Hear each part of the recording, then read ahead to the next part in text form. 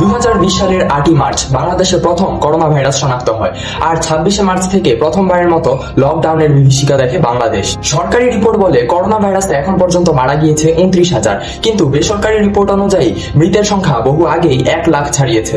আর 2020 থেকে 2023 সাল পর্যন্ত এই মহামারীর সঙ্গে লড়াই করে লাখ লাখ মানুষ। হঠাৎ করেই আবার বাড়ছে করোনা আক্রান্তের সংখ্যা।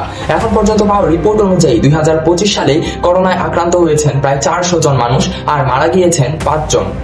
আর এদের মধ্যে গত 24 ঘন্টায় মারা গিয়েছে 2 জন। আর এবারের করোনা ভাইরাসের নতুন ভ্যারিয়েন্টটি হলো NB181 বা নিম্বাস। ভ্যারিয়েন্টটি নতুন হলেও এর উপসর্গ বা লক্ষণ কিন্তু আগের ভ্যারিয়েন্টগুলোর মতোই, তবে এতে তীক্ষ্ণ গলা ব্যথা যা রেজার ব্লেডের মতো অনুভূতি হয়।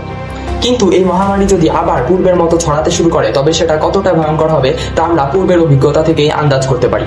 এই বিষয়ে আপনার মতামত কি তা কমেন্টে জানান, আর ভিডিওটি ভালো লাগলে একটি লাইক দিয়ে চ্যানেলটি সাবস্ক্রাইব করে দিন।